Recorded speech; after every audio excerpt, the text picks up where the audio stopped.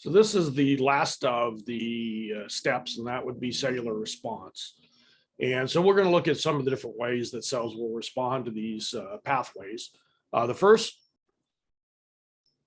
topic I guess I want to talk about, and this is newer in the edition, so this will not be in the old edition. So, and I'm not going to go over in a heck of a lot of detail. It makes sense, and I'm sure the next edition will be even more complicated. But basically it's talking about where that response is going to occur.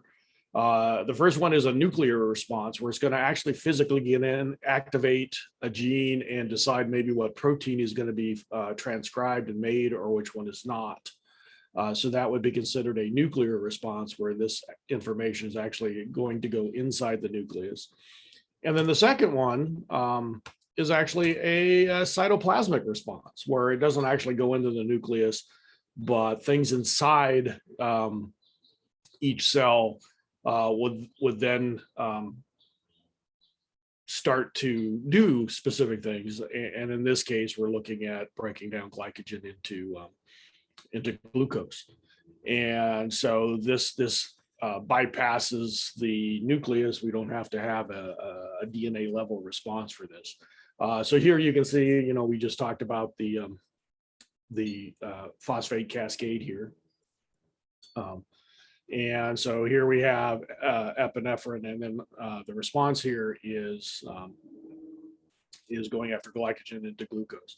So I have a better picture of this in the types of responses. So I want to give you four major things, types of responses that can occur. So if this makes sense, again, the cell can respond, response can happen in two different places. One could be nuclear, what's affecting the DNA, and one can be cytoplasmic, where it's outside of that nucleus, which is happening inside the cell. That's kind of the bigger picture. Now, there are four ways responses can occur. One is signal amplification, which was what I was showing you on the last slide. So this is cytoplasmic. And what we're doing is we're taking one molecule of epinephrine, but that is turning it into 10 to the, and I can't put my glasses on here, so, and the number is not important, 10 to the 8th, I believe, molecules of glucose.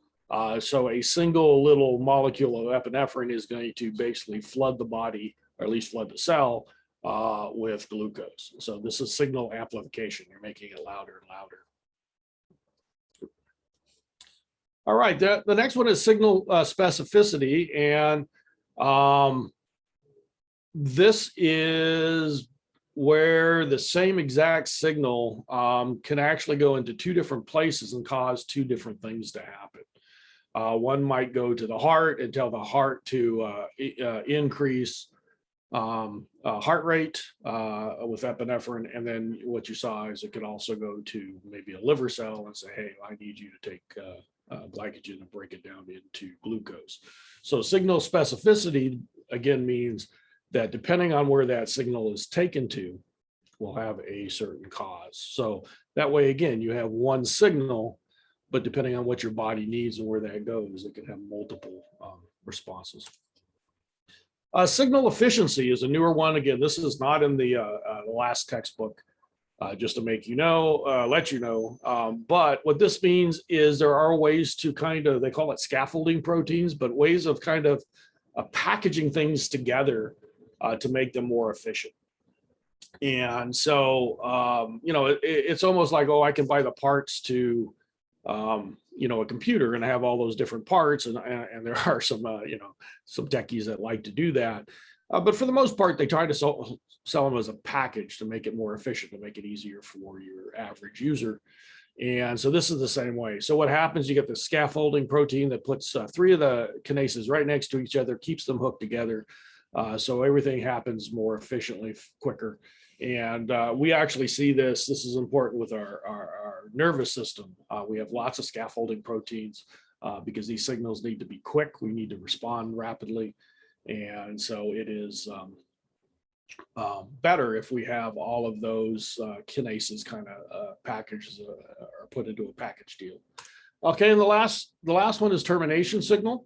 And the termination signal basically is sometimes we need to stop the response. For us to understand that a response is coming in, we need to shut down the old response. We need to make everything receptive. And I mentioned with like RAID that, we fry those signals. And so what happens is the binding of signals to receptors are reversible, so you can actually yank those out. And often if the feedback mechanisms in place, which we really haven't talked about, but sometimes the product will change conditions, which will cause the receptors to go back to inactive. If you get too much of testosterone, you don't need to make any more testosterone. And so then it'll shut itself down. So these are the 4 responses to these signals. So again, I want you to realize there's 4 receptors. I gave you 3 transduction pathways, and I gave you 4 responses. So keep those in mind as you're studying to kind of give you a scaffolding for how you study this information. The last thing on here is apoptosis, just to give you an idea of how things work. The picture on the bottom, okay, up above are 2 white blood cells. One on the left is normal. The one on the right is actually killing itself, little cell suicide. Apoptosis, I think, means in Greek, I think it was, or Latin, I forget which one, it means falling off. But basically it's destroying itself. It's committing suicide. It takes on this funky looking form, partially because you don't want it just to blow up and all that gunk and debris go into the cell. So it's basically shutting itself down, but making it so that it is safe for the rest of the cell, which then can be digested by a lysosome, something like that. The one on the bottom is actually showing kind of what's happening at a more of a cellular level, and this is actually done in a roundworm, elegans, and they do that because they only have 1,000 genes, so it's a little bit easier to work with. And so they're showing no death signal, and this would be a normal one. And then you're seeing the death signal where you get these what's called bleebing. These little bleeds form, and kind of allows it to be non-functional. Again, you're changing its shape, but also ways of maintaining what's inside there. All right, and just to give you an idea where this happens is interdigestional tissue, interdigital tissue. And if you think about our hands, animals, especially vertebrates, and most importantly, all terrestrial vertebrates. Actually, we start out with kind of these 5 digits. That's kind of the standard. And so what happens though is cells actually exist between these digits, and as you develop that, those actually go through this apoptosis to give you the spacing.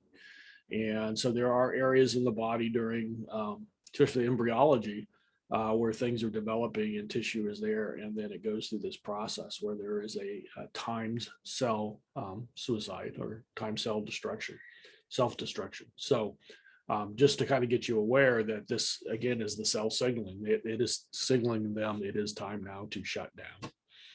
All right, and with that, we will leave it for this topic.